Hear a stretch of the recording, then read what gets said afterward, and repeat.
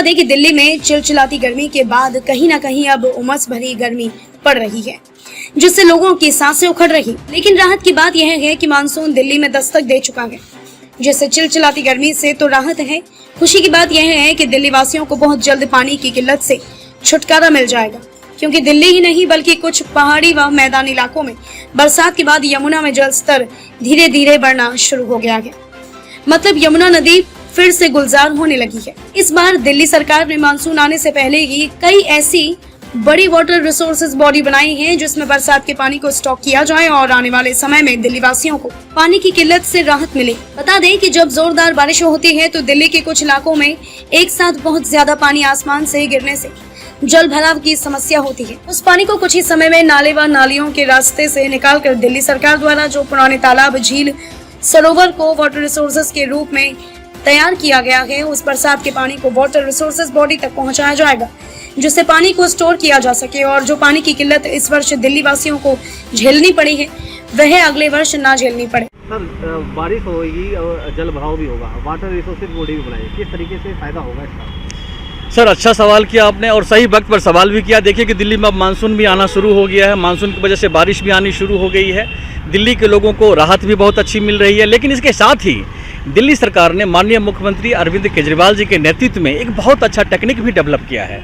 आपको याद होगा पुरानी सरकारों में सालों सालों तक हम लोगों ने देखा कि दिल्ली की सड़क पर पानी भरा रहता था, सालों सालों तक हमने देखा कि गलियों में पानी भरा रहता था। लेकिन अब ऐसा नहीं होगा, अब वो पानी वेस्टेज नहीं जाएगा।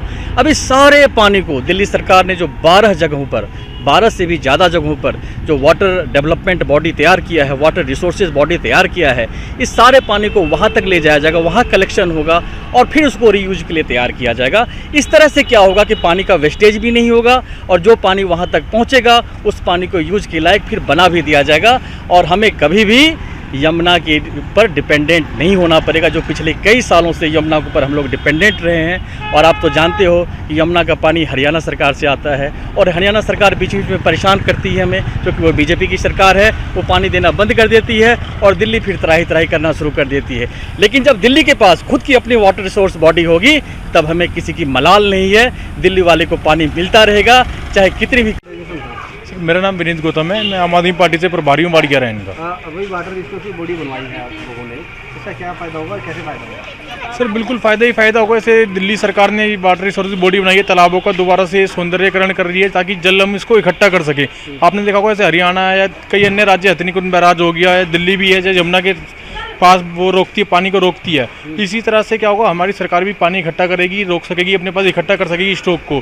उससे जो बारिश का पानी होगा वो अन्य राज्यों में नहीं जाएगा, नदियों के द्वारा पानी को वाटर रिसोर्सेज बॉडी में स्टॉक किया जाएगा। बिल्कुल, वाटर रिसोर्सेज बॉडी में स्टॉक किया जाएगा। ट्रीटमेंट प्लांट बनाए जा रहे हैं ताकि लोगों को स्वच्छ पानी मिल सके, पानी की जो कमी है उसकी पूर्ति हो सके। अगर ये पानी तो जगह जगह भर भी रहा है, वाटर लॉगिंग भी हो रही है। सर, वाटर लॉगिंग हो रही है अभी, इसलिए दिल्ली सरकार ने जितने भी नाले थे, हमारे बड़े बड़े नाले थे, सबकी सफाई कराई है ताकि उन नालों के जरिए जितना भी पानी हमारे ट्रीटमेंट प्लांट में जा सके और वापसी वो पानी लोगों के घर घर तक पहुंच सके।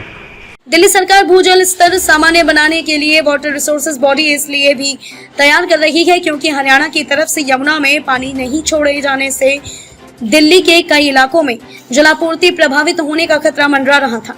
जानकारी के मुताबिक 1965 के बाद यमुना का पानी सबसे निचले स्तर पर आ गया है।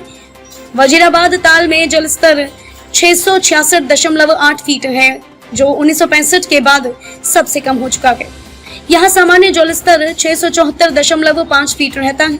दिल्ली जल बोर्ड की तरफ से उत्तर, पश्चिम, मध्य, दक्षिणी दिल्ली के साथ साथ नई दिल्ली और दिल्ली छावनी के कई इलाकों में जलापूर्ति प्रभावित रहने की चेतावनी जारी की गई थी। इस महीने की शुरुआत में वजीराबाद में जल स्तर 674.5 फीट के सामान्य स्तर के मुकाबले 667.6 फीट नीचे चला गया। लेकिन बरसात के बाद अब यमुना में पानी दिखाई देने लगा है, जिससे कहीं न कहीं पानी की किल्लत खत्म होने की उम्मीदें जगती हुई नजर आ रही है। पानी की बहुत समस्याएं थी और ये समस्याएं इसलिए थी पानी की क्योंकि हम लोग यमुना में पानी नहीं था, हरियाणा पानी नहीं छोड़ रहा था, तो किल्लतें पानी की थी। लेकिन लगातार बारिश हो रही है और बेसिकली हिमाचल में भी बारिश हुई है तो पानी फिर यमुना में ही आता है।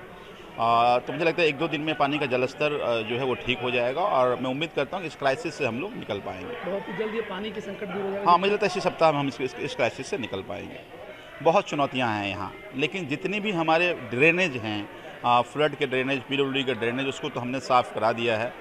एमसीडी वाले जो ड्रेन हैं, जो गलियों की ड्रेन है, वो उस तरह से साफ़ नहीं हो पाई है, तो वहाँ थोड़ी चुनौतियाँ ज़रूर हैं, लेकिन बाकी ड्रेन हमने कर दिया है।